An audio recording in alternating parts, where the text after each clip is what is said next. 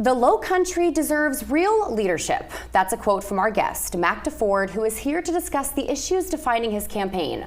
Running for the state's first congressional district, currently held by Republican Nancy Mace, Deford hopes to reclaim the seat for the Democratic Party. I want to thank you so much for joining us today. Thank you for having me. And I want to jump right in with that quote, the Low Country deserves real leadership. I want to hear, in your opinion, what are the shortcomings of the current representation?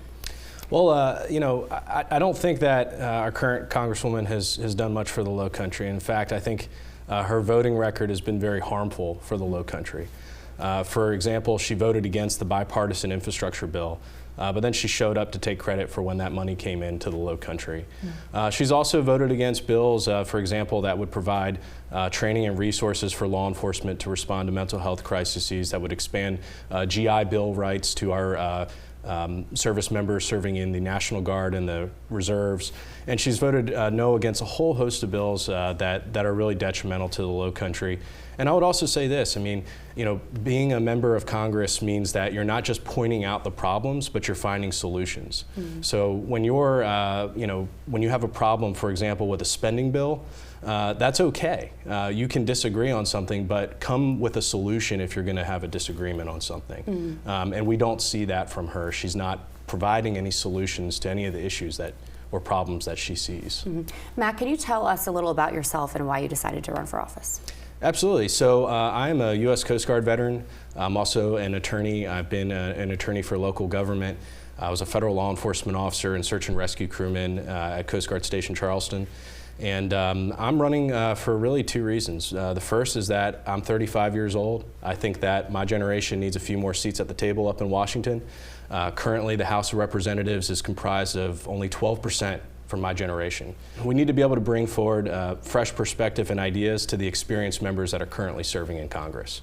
And I would also say that, having served in local government, I was an attorney for some of our most well-known municipalities here in the Low Country, including serving as general counsel for the town of Hilton Head Island. And so I've worked on a lot of the issues that our district really needs help with when it comes to housing, infrastructure, road projects. I actually have real-world experience working on those issues. I know who the stakeholders are, and I know that there's a lot more that our congressional representative can be doing for us here in the Low Country. So we need somebody who's actually going to take action, and this is a pivotal time in our nation. We need strong and consistent leadership, and we don't have that with our current representative. In addition to those issues that you just stated, what are some other issues, pressing issues, that you're in your campaign? Absolutely. The number one thing I think that Congress must do, the next Congress, the 119th Congress, when it is sworn in January, is codify a woman's right to make her own health care decisions. And that includes protecting a woman's right to seek an abortion. For me, it's a personal issue because my family was impacted when my grandmother in 1960, at the age of 31, was denied access to a safe legal procedure. She was the mother of 8. She was the wife of a bridge welder, and my grandfather, when he fell on the job, they made a very difficult decision when she became pregnant with her 9th that they couldn't afford to bring on another child.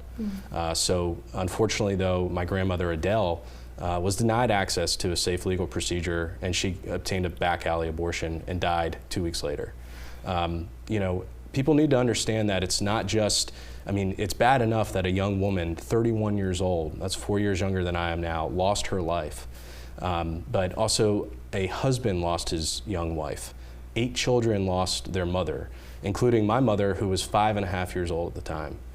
And that sent her into a broken foster care system, where she suffered abuse for years until she was finally adopted. So I don't take very seriously the politicians in Columbia and other state houses that have enacted these extreme abortion bans that say that they're pro-life, but they're not there to really protect our families, they're not there to protect our children, and they're certainly not there to protect women. So if elected, what steps will you take to push for that legislation? I would introduce legislation immediately to codify a woman's right to choose, to codify a framework similar to what we had under Roe v. Wade. Where can we go to learn more about your campaign and support? Sure, it's www.defordforcongress.com, and we have all of our information up there, upcoming campaign events and things like that. So wonderful. Well, thank you so much for joining us, and best of luck to you. Thank you. We're back after this.